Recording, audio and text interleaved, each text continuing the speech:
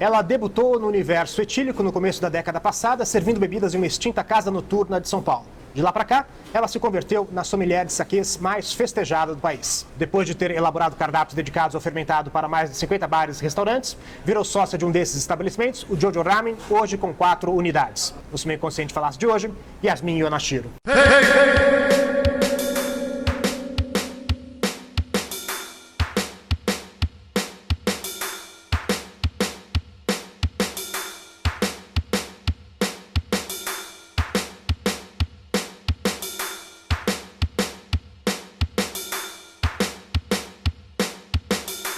Este videocast é um oferecimento do Resposta, a maior plataforma de pesquisa e experiência do cliente e CRM do Brasil. É utilizada pelas melhores marcas e gestores que acreditam em dados e na fidelização por meio de experiências. Com tablets, QR Codes e outras ferramentas, a empresa orienta gestores de restaurantes a focar exatamente onde é necessário. Quer saber se sua equipe é atenciosa e rápida? Se o menu está agradando? Essa é a ferramenta que você precisa experimentar. Aproveite o cupom Experiência 30 que você acessa por meio desse QR Code que aparece na tela e tenha 30 dias grátis. Yasmin, queria começar falando da sua infância. Então, eu queria que você me contasse um pouquinho como é que você descreve essa família na qual você vê o mundo. Minha família é uma família descendente de japoneses, né?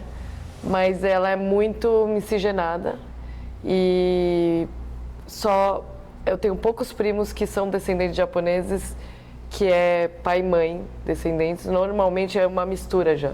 Então, minha família é diferente da maioria das famílias descendente de japonês, terceira geração, ela já é muito misturada. O mais interessante é que a terceira geração ela tem muito orgulho de ser Yonashiro, né? Da gente ser descendente de Okinawa, de ter essa preocupação de ser, eu sou Yonashiro. Então é muito orgulhoso e eu acho que isso para mim me deu uma segurança muito grande de saber que eu sou essa mistura. Mas quando eu falo dos meus pais, né, como eles são segunda geração, eles um pouco não achava a cultura do Japão com certo preconceito, porque eles sofreram muito na época que eles eram jovens.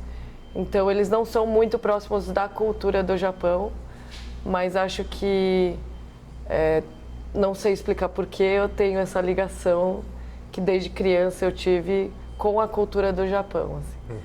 E aí eu sempre quis ver anime, fazer coisas ligadas a assistir filmes, estudar japonês. Até eu pedi para o meu pai para fazer japonês. E aí ele olhou para mim e falou assim, se você achar um lugar para fazer japonês, achar aonde tem Nihongaku, tudo bem.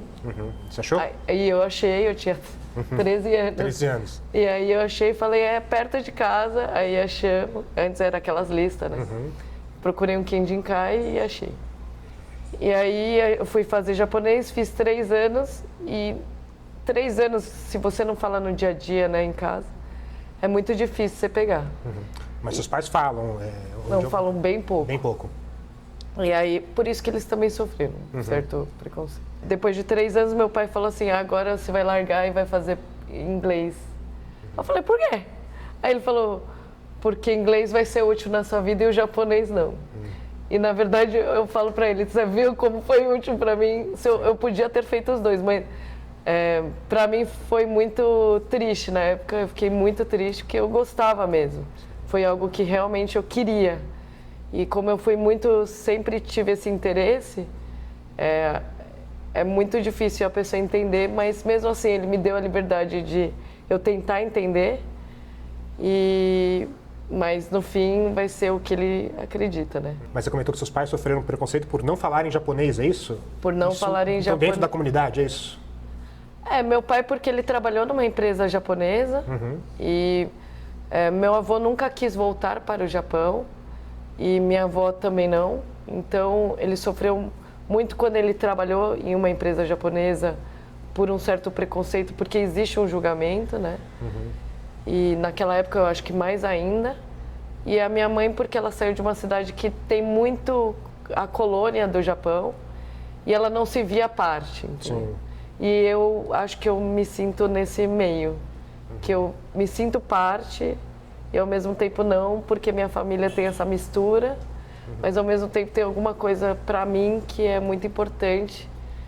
Por isso eu fui fazer dança japonesa, taiko, por causa do trabalho, por causa do omotenashi, da hospitalidade, do serviço, mas também porque tem alguma coisa que para mim ela tá ligada. Mas como é que você vê essa questão de nacionalidade para você? Brasileira? Se vê um pouco como japonesa? Como é que você se enxerga? Eu me enxergo nipo-brasileira, sou nipo-brasileira, com certeza.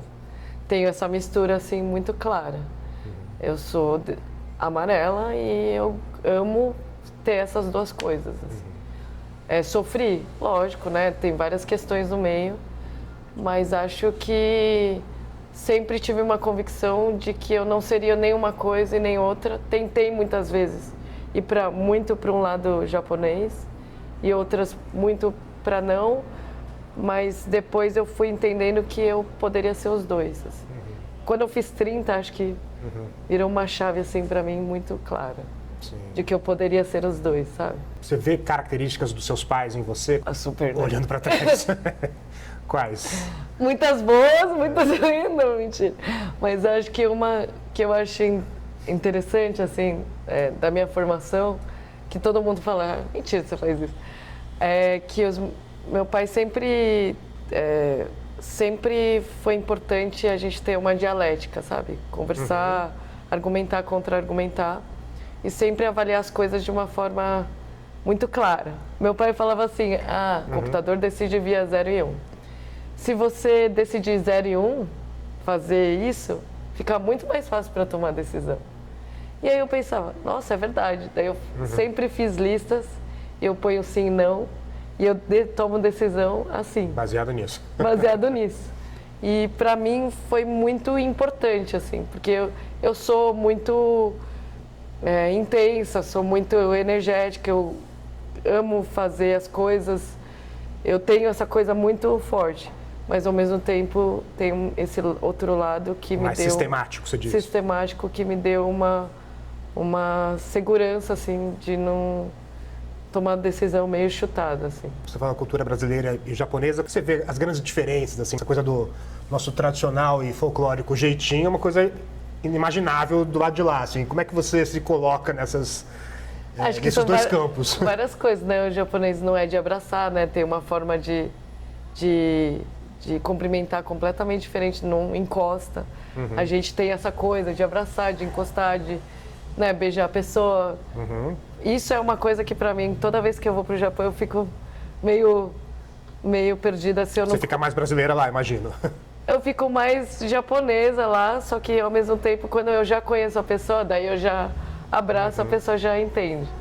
Mas no início eles tomam bastante susto. Acho que o Brasil tem esse lado muito mais do falar, dentro da hospitalidade, dentro de conversar, né, dessa dialética. E o japonês tem muito esse cuidado da observação, né, de avaliar para tomar uma ação. Então é um pouco diferente assim que eu vejo. Nessa parte eu acho que é muito diferente. O japonês é muito tímido. Eles falam, nós somos tímidas, eles são mesmo. E a gente não tem essa irreverência, tem esse outro lado que eu acho que é importante ter também. Para eles é melhor ser todo mundo igual e pra gente o melhor é ser todo mundo diferente. Acho que tem essa questão, assim, muito clara. E você vai escolhendo assim, imagino, não, isso aqui eu vou ser mais brasileira, aqui eu quero ser mais japonesa, como é que você vai chutando? Na verdade, antigamente, quando eu comecei a trabalhar no mundo sake, eu me tornei brand ambassador, eu era muito nova, e aí eles me deram media training, stylist, eu tinha que envelhecer. E aí eu meio que travei, comecei a trabalhava no Kinoshita, né, na época. Então eu tinha mais formal ainda, omakase, degustação. Então eu ficava muito fechada, daí eu mudava a voz, o jeito de falar. No início parecia um boneco, assim. E daí com o tempo eu fui aliviando, porque eu falei, eu não consigo ser isso. Mas tinha a ver um pouco de você passar uma autoridade, talvez pela idade, era um pouco nesse sentido? Era um pouco de passar uma pessoa mais séria, mais velha, porque eu trabalhava com bebida alcoólica, né? Eu trabalho até hoje. E a bebida tem esse lance que você tem que parecer mais velho, né? Sim. Quer dizer, né? que é importante, é o- porque você trabalha com algo Pra que... você não estimular exato. a juventude de beber, né? Exatamente. Então eu tive algumas questões referentes a isso, mas nada ruim, mas mais até criar uma identidade, assim. Então por isso eu não tenho uma identidade muito clara. Eu acho que eu sou muito a mistura, eu gosto muito de ser a mistura, assim. E eu acho que fez a diferença para o meu trabalho também. E quais são as memórias mais antigas que você tem da infância? Quando eu nasci, eu lembro que eu era muito... eu tinha uma imagem das pessoas de máscara. E aí eu não entendia porque eu tinha essa imagem das pessoas de máscara. E aí, vendo fotos antigas, uma vez meu pai me mostrou e falou... Eu falei, nossa, por que tá todo mundo de máscara? Que estranho, porque eu tenho essa memória. E eu era meio criança, né? Aí ele falou, porque as pessoas que eu te ver tinha que usar máscara. Aí eu falei, mas daí na época eu não entendi. Sim. Mas meu pai é bioquímico. Quando eu nasci, minha avó, por parte de pai, faleceu quando fazia um mês. E que foi a pessoa mais que o meu pai esperou todas as irmãs casarem, para ele um dia casar. E ele morava com a mãe. E a minha mãe perdeu a mãe muito cedo, com 14 anos, e a irmã dela faleceu um mês depois que eu nasci. Então acho que teve esse zelo assim por essa questão familiar deles, assim, e aí de proteção, mas ao mesmo tempo eu sempre tive uma liberdade de poder tomar a decisão que eu acho que em geral dentro das famílias japonesas você não tem Nikkeis, não só japonês, mas Nikkei, de você poder ter um livre-arbítrio e uma conversa e poder decidir o que você gostaria, mesmo algo que seus pais não aprovam muito. Assim. De eu trabalhar na balada, por exemplo. De eu ter trabalhado com cultura do Japão, que eles não viam isso. E essa questão que você falou do seu pai esperar os irmãos para casar, isso é uma cultura que se mantém no Japão, né? Eu não sei se mantém, mas meu pai é muito responsável, então acho que ele esperou mesmo. Elas mesmo, quando as minhas tias contam, elas ficam emocionadas, porque foi mesmo algo que ele fez. Assim. Ele não vê assim, ele acha que ele não fez isso. Mas ele achava impossível fazer isso casar antes, é isso? Eu acho que ele achava que tinha que deixar encaminhado para ele resolver a parte dele. Se ele ouvir isso, ele falou, nunca te falei isso, mãe. Sim, mas foi o que aconteceu. Sim. E elas contam como se fosse real para elas. Como é que foi essa aproximação então para o universo de bebidas? Assim, que depois você começou como só pela bebida, mas depois veio essa coisa da cultura do Japão, né? É uma coincidência? Eu comecei trabalhando em loja, depois junto com isso trabalhava em balada e rave, conheci o Rodolfo Bob, que é um mixologista, hoje, né? Na época, mais de 20 anos atrás, a gente trabalhava com balada. Comecei trabalhando no camarote e aí ele explicou uma coisa que para mim fez eu juntar com essa vontade de trabalhar com a cultura do Japão. Quando ele falou que quando a gente vendia as garrafas, ele falava, você pode vender a garrafa, essa é vodka, mas tem vodka premium, vodka standard, né? Na época, né? Como a gente falava. E daí ele falou, mas se você contar a história da bebida, que tem uma cultura envolvida, se torna muito mais interessante e você pode vender algo bem melhor. Isso, imagina uma pessoa falar isso para umas pessoas que trabalham dentro da balada. Sim. Mas quando ele falou isso, eu falei, é verdade. Então eu posso vender vendendo cultura, né? Vender o saquê, vendendo a cultura. Como eu já trabalhava com vendas, eu sempre estudei o que eu vendi. Porque antes você via a bebida só como bom, a pessoa está bebendo ali para... Sim, para beber. Mas aí quando eu comecei a entender isso, eu quis entender um pouco melhor para poder vender cada coisa realmente. E aí quando eu entrei, aí eu recebi uma proposta depois de um ano, eu gerenciei camarote, né?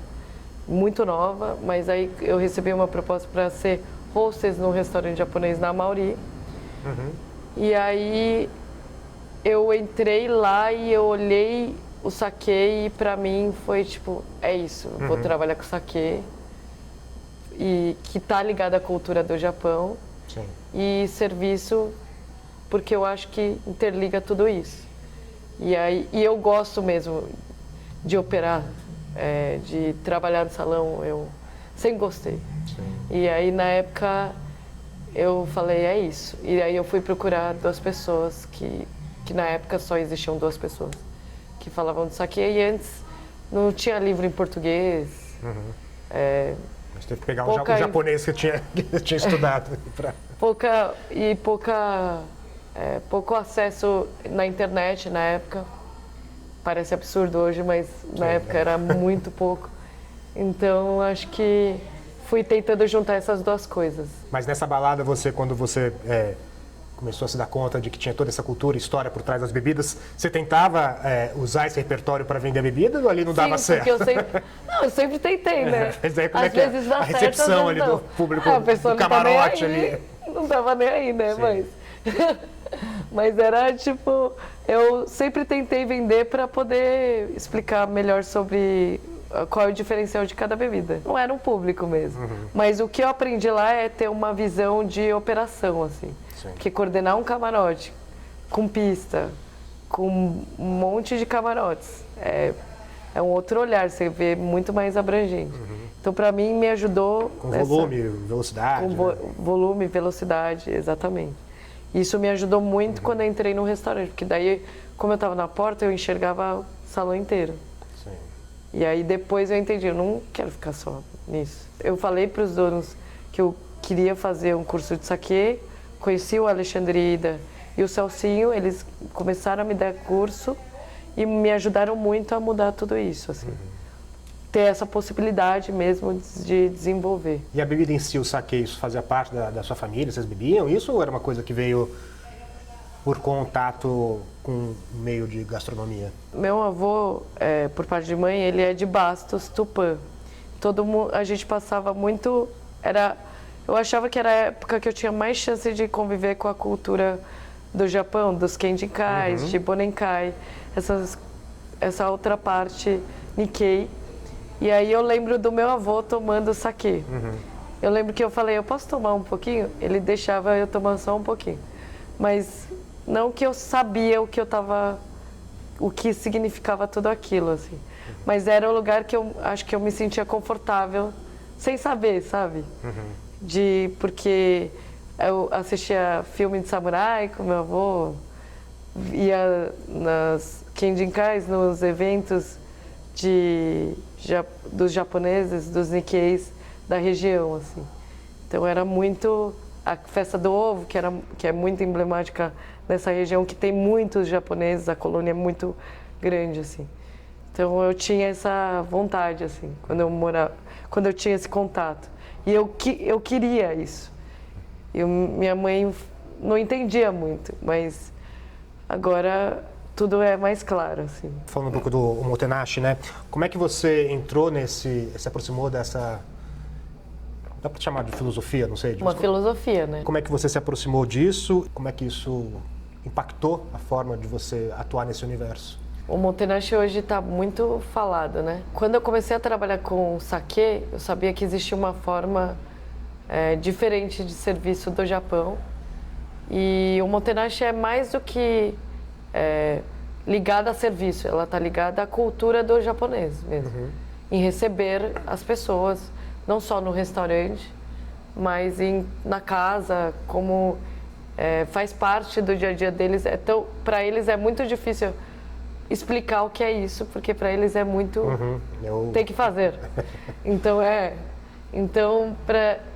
uma coisa que, quando eu entendi que eu poderia mostrar mais sobre essa hospitalidade através do saquê, foi nesse caminho de trabalhando com restaurantes mesmo, fazendo consultoria, não só para o serviço, mas para mostrar que o nosso serviço, o trabalho de servir, ela é muito mais do que colocar um copo e servir água. Mas, explica então o que é, para quem está ouvindo aqui, está boiando aqui, o que seria, como é que você resume então? O Omotenashi é sem frente, significa como se você atendesse com o coração, antecipasse as necessidades do cliente para criar uma nova experiência para o cliente. Então, acho que não só para o cliente, mas ao receber a pessoa, tem uma questão de hierarquia muito clara.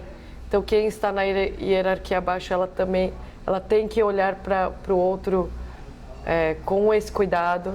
Então, não é uma visão muito reta, é uma visão de hierarquia, mas que tem... hierarquia com a pessoa que está sendo servida, é isso? Que é com a pessoa que está sendo servida, exatamente. Mas não como algo serviçal. Tá. Né? Você tá diminuído ali. Quando você é submisso. Mas como algo que você está trazendo uma nova experiência para essa pessoa. E esse cuidado para essa pessoa. Porque se for como serviçal, é muito difícil você conseguir transmitir essa hospitalidade. E acho que como a gente tem uma criação de que serviço é serviçal, subserviente, vira uma coisa muito abaixo. E a gente que trabalha com isso, a gente que trabalha com serviço, é difícil entender o sentido disso. Então, para mim, foi muito importante trazer o Omotenashi para conseguir trazer para eles um sentido do nosso trabalho, entendeu? Você tem que ter uma devoção a esse ato de servir. Sim. Aí te pergunta assim, se você se sente, por exemplo, melindrada, estou numa situação subserviente, tô me sentindo diminuído, dá certo para funcionar esse Omotenashi? Se você se sente assim, não dá certo. Porque o Omotenashi não vem desse lugar. Se você ocupar esse lugar, você não sabe realmente o sentido do seu trabalho. Então, acho que o que eu tento passar dentro das operações, não só do restaurante em si, não só do Jojo, mas também das consultorias que a gente faz, é que a gente consiga transmitir para eles um sentido do nosso trabalho. E o Omotenashi me ajuda a passar esse sentido. E você, antes de dominar esse repertório, você já se sentiu diminuída por estar servindo? Eu acho que teve momentos que, não que eu me senti diminuída, mas que fiquei incomodada com alguma ação, sim. Mas eu tenho muita dificuldade de me colocar nesse lugar. Eu sou muito... me preocupo muito de não me sentir nesse lugar. E aí, o que eu faço muito é o que eu te falei, eu escrevo as coisas que me incomodam para eu poder terapia, para eu poder não me sentir muitos momentos nesse lugar. Mas de serviço, dentro da operação, dentro do restaurante, eu nunca me senti. Sobre a cultura, com as pessoas que fazem parte da cultura, mesmo japoneses, alguns momentos eu me senti.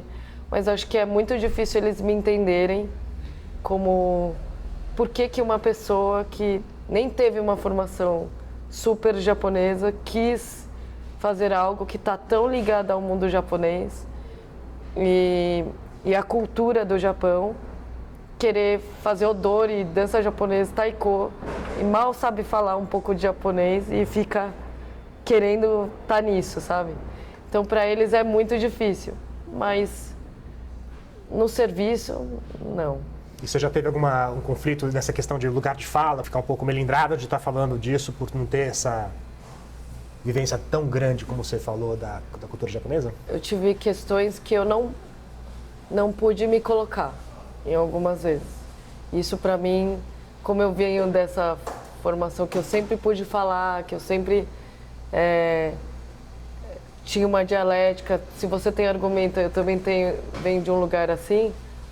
Quando você começa a trabalhar com a cultura do Japão, acho que tem momentos que você começa a entender hierarquia e você tem momentos que tem que aceitar e ficar nesse lugar. Às vezes, para mim, era muito difícil, mas foi muito importante, porque eu também soube, com o tempo, saber a hora de falar, a hora de não falar, a hora de... Porque eu acho que tudo tem hora. E antes eu era muito explosiva. Então, me ajudou a ouvir, ter um outro olhar, assim.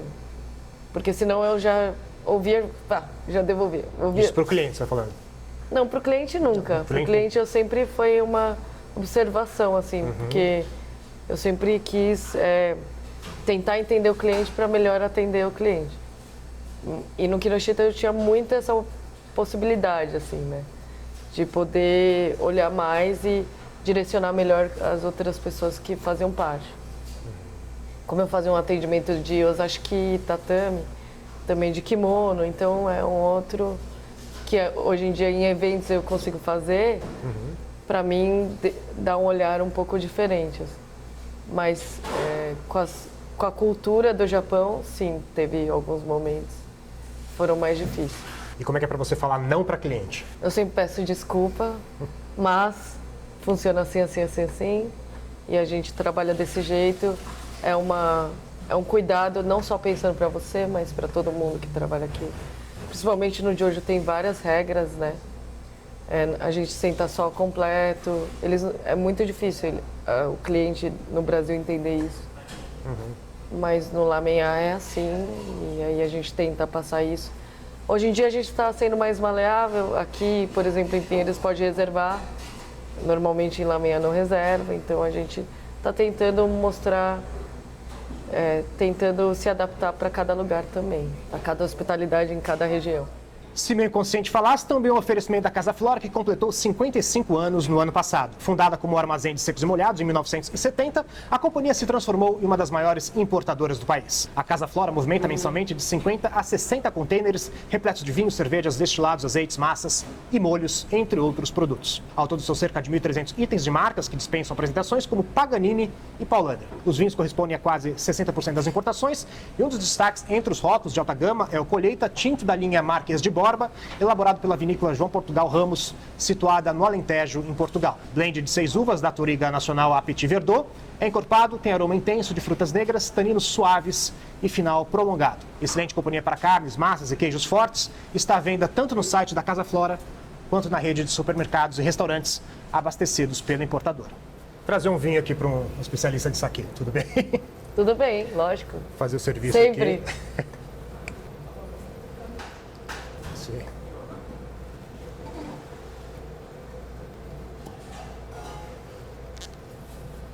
Para você provar.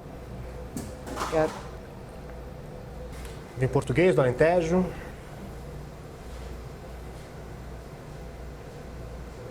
Fruta. Na cultura do Japão, a gente não pode deixar as pessoas se servirem, então a gente serve.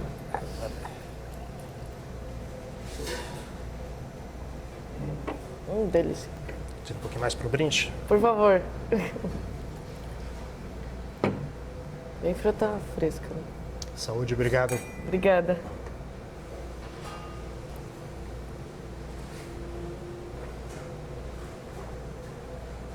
Bem macio, né? Sim. Como é que é a sua relação com os vinhos? Assim, a história dos saquês, obviamente, tomou uma proporção muito grande na sua vida, mas Se eu não tomo tem saquê, eu papel para tomo vinho. vinho. Na verdade, se eu não tomo saquê, eu tomo vinho. Mas meus amigos sommeliers, a maioria, eu adoro vinho. Acho que vinho tem uma outra cultura também e é muito abrangente, assim.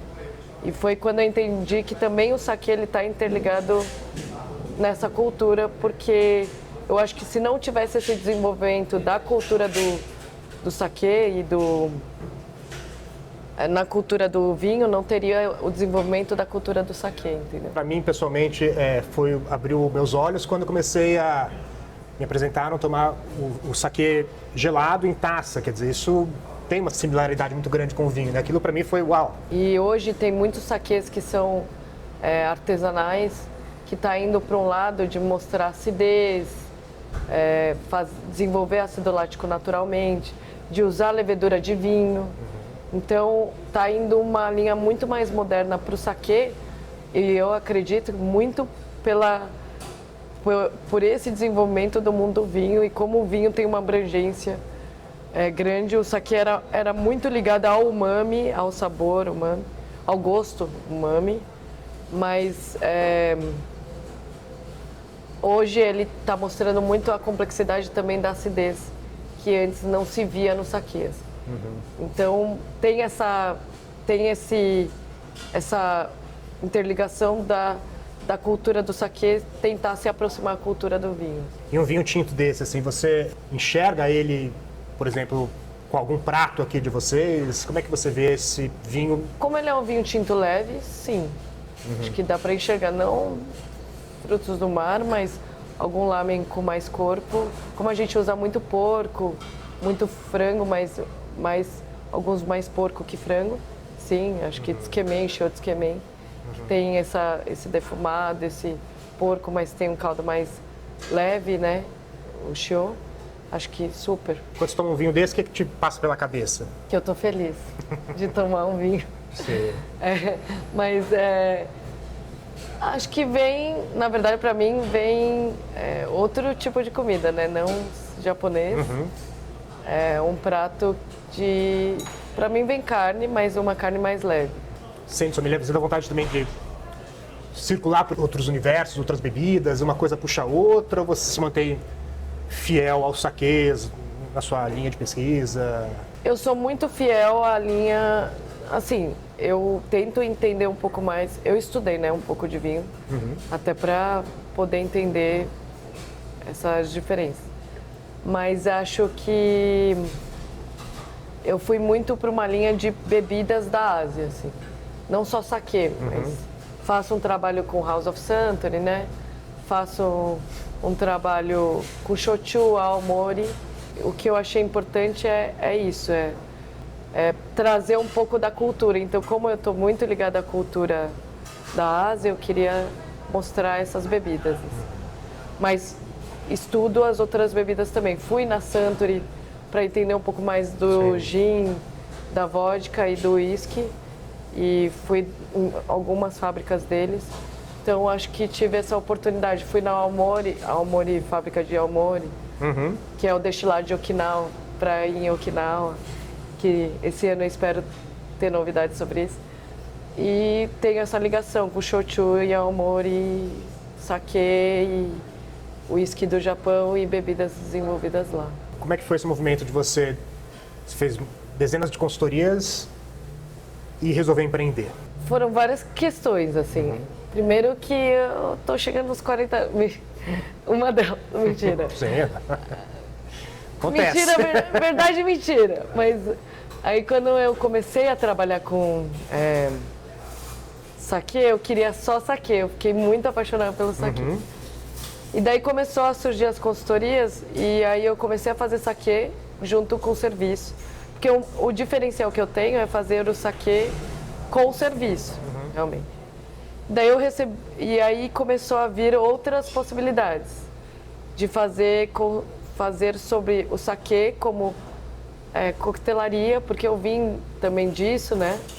Dessa formação com a coquetelaria, mas também de tentar juntar com as bebidas do Japão. Então, fui juntando tudo isso também, fazendo essa interligação entre o saquê e essas bebidas. E aí você não poderia empreender em outro restaurante que não fosse também oriental, né? E aí eu recebi várias propostas de ser sócia. Eu tive uma questão que eu trabalhei numa família que era num restaurante, um conjunto de restaurantes japoneses, que era familiar, muito familiar, e eu fazia meio que parte dessa família. E aí eu entendi que ser parte é ser dentro, não só se matar para trabalhar. Sim. Porque eu trabalhava muito nessa época e eu aprendi muito com eles, assim. E aí eu falei, um dia eu vou ter que... Eu gosto disso, eu vou trabalhar em restaurante a vida inteira, eu vou ter que decidir inteira alguma coisa minha. Aí eu recebi algumas propostas, mas eu achava que tinha que ter uma sinergia de trabalho importante. E aí eu conheci a Simone, a gente é completamente diferente, só de olhar e só de conversar, mas que a gente, ao mesmo tempo que ela me julgou, e eu sempre fui muito expansiva. Ela te julgou por causa disso, você acha? Ela me julgou porque eu ia no Jojo. Imagina que eu conheci o Jojo na pré-inauguração, no Soft. Daí quando eu conheci no Soft, eu falei 50 mil palavrões e pensei, finalmente tem um lamen que eu vou comer todo dia. E aí eu comi no Jojo durante 6 meses, eu morava no Rio, eu gerenciava uma casa no Rio. E aí eu comi durante todos os 6 meses, toda semana, porque eu vinha toda semana, para eu ver se tinha o mesmo padrão. Depois de 6 meses, só que... Você não trabalhava com ela ainda? Não, eu ia no Jojo comer. E aí eu, durante 6 meses fiz isso e o serviço do Jojo era péssimo, né? Então o que eu fazia? Você falava pra ela na cara? Não conhecia ela. Ah, tá. Só conhecia assim de vista, parabéns, nossa, eu amei. Ela nem me conhecia. E aí o que eu fazia? Eu pegava, falei, vou ter que esperar? Então vou pegar meu saquê. Aí eu pedi um saquê, não chegava. Eu pedi um saquê, não chegava. E era 1h30 de fila. Aí eu fazia o quê? Ia lá atrás, com licença, eu vou pegar meu saquê, anota pra mim. Pegava meus copos e me servia. E aí ela olhava e falava, essa menina é louca. Eu só venho aqui, pega as coisas dela e monto. E eu tinha uma amiga que trabalhava lá, que trabalhava no Jojo. E aí eu acho que um pouco o que aconteceu é que eu ia lá, ela via eu indo lá, e aí teve um dia, depois de 6 meses, eu bebi uma garrafa de 1800, olhei pra ela, pro Coitane, e falei assim, você é foda, cheguei pra minha amiga, traduz, beijo, tchau, e saí andando. Aí eu acho que ela olhou e falou assim, ela é louca, mas eu sei que ela trabalha com isso aqui, eu vou perguntar. Daí ela chegou e perguntou se eu poderia dar um treinamento, dei um treinamento, falei, lógico, aqui ainda. Aí, quando ela chegou, eu sei que meu serviço não é muito bom, você conhece alguém que faz consultoria? Eu falei, sim, prazer, Yasmin Yonashiro. Achei que não ia durar nada, essa é a realidade. Sim. Aí ela olhou assim, ela falou, ela é bêbada, só vem aqui, bebe saquê, come lamen, nem sei se é como ela trabalha, porque existe um certo julgamento. Comecei a fazer a consultoria e realmente a gente tem uma sinergia, assim. Simone veio de consultoria financeira, então ela entende o papel de uma consultoria. E aí eu achei que, com o tempo, fui entendendo que a pessoa que eu tenho afinidade para a sociedade, porque sociedade é um casamento, é muito difícil você se sentir nesse lugar e eu acho que a gente é complementar em muitas coisas e por isso eu quis empreender. E já queria antes, mas tinha que ter esse negócio, senão não ia rolar. Bom, tá dando certo. Vocês estão com 4 unidades e pensando em mais já, né? Sim, estamos com 4 unidades e pensando sempre em trazer mais experiência com lamen, saquê, é o que a gente quer fazer. Bebidas do Japão e tudo. Trazer um pouco mais sobre essa regionalidade que o Japão tem. Acho que são várias coisas. E o que é empreender para você? Como é que você enxerga aí essa atividade? Eu enxergo como um desafio, assim, e constância. Acho que a gente tem que ser constante, tem que ser dedicado, porque tem muitas pessoas envolvidas, tem além do cliente, mas acho que todo mundo que faz parte é uma responsabilidade muito grande, assim. Então eu vejo processo, vejo esse outro lado. Assim. Você consegue identificar o que mais te agrada nesse meio? Trabalhar com isso é dinheiro, é satisfação do cliente? O que te faz vir aqui trabalhar de manhã, depois de uma viagem cansativa? Eu sou muito feliz, assim, de verdade. É muito difícil eu estar triste, é muito, muito difícil. Porque realmente eu acho que todo dia eu acordo fazendo o que eu realmente escolhi em fazer. Então eu acho que o que me move é ter tido a chance de ter tido a escolha e de realmente fazer o que eu realmente gosto. Então, ter essas pessoas em volta e todo dia, se eu não tiver em um, eu tô no outro, se não tiver outro, eu tô, se não tiver em outro, de verdade, é muito precioso para mim, cada momento que eu tenho com isso, sabe?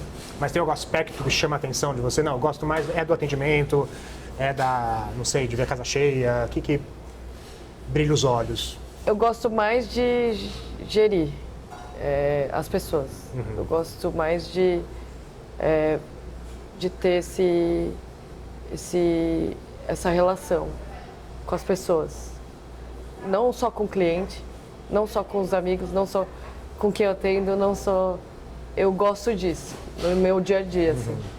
Então, mesmo serviço para mim, eu faço na minha casa, na casa dos outros, no restaurante, que nem eu pego as coisas, eu sou assim. Já vi que isso é uma característica sua, você pegar as bebidas do balcão, né? De todo lugar, né? De tá satisfeito, quer beber alguma coisa, vi um copo vazio, já tô servindo, tipo, esse copo tá me irritando um pouco, sabe? Assim, eu sou assim, eu tenho até meio... Todo mundo fala, nossa, você não consegue ficar parado. Não consigo. Mas você acha que isso te atrapalha de alguma forma? O TDAH, né? Atrapalha um pouquinho, mas acho que ao mesmo tempo mostra muito do que eu sou, assim, que eu gosto do que eu faço mesmo. Você pretende deixar algum legado? Sabe que eu nunca pensei nisso, e é verdade. Mas acho que as pessoas valorizarem o trabalho com o serviço e hospitalidade, com a cultura, que pode ser de diversas. Acho que essa é a minha preocupação. Assim. Como é que você acha que as pessoas te enxergam? Meio doidinha. Que é meio Um pouquinho. Que eu sou meio essa... Que parece que eu sou uma boneca, mas japonesa, mas eu não sou muito. Quando conversa. Sou muito energética, tenho muito sentimento, então acho que de início pode parecer que não no serviço, mas no dia a dia meus amigos sabem que eu sou um pouco assim. E como é que você se enxerga? Eu sou uma mulher de quase 40 anos, eu tenho uma coisa que hoje eu me sinto mais segura, assim. Eu me sinto segura. Eu tenho uma convicção muito grande, assim, uma vontade muito grande. Então, não importa como vai ser, eu tento ao máximo ser focada para fazer as coisas acontecerem. Eu acho que mostra que eu me sinto determinada, sou regrada, pode não parecer, a maioria das pessoas acha que eu não sou. Sou organizada, pode também não parecer, mas eu tenho esse outro lado. Acho que é isso, eu sou essa mistura que eu acho ótimo de ser. Uma pergunta clássica aqui já desse videocast é: o que é sucesso para você? Momentâneo. Acho que sucesso é muito relativo também. O que cada um acredita que é sucesso. Porque sucesso pode ser você fazer o que realmente você gosta e estar feliz com isso e estar sendo reconhecida por isso, né? E para você é isso? Acho que para mim é isso, assim. Eu acho que várias vezes você pode não sentir que todo mundo está entendendo, mas um pouco... se você fizer todo dia, uma hora as pessoas reconhecem.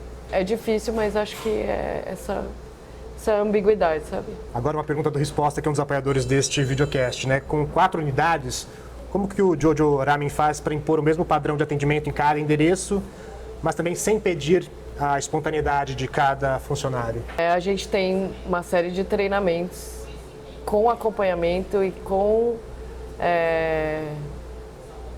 avaliação mensais. A gente tem um formato que a gente desenhou processual de serviço e atendimento, mas uma coisa que é muito importante é trazer a cultura do lugar e valorizar a individualidade de cada um como atendimento, mas eles entendendo o que a gente faz, que é esse trabalho, assim.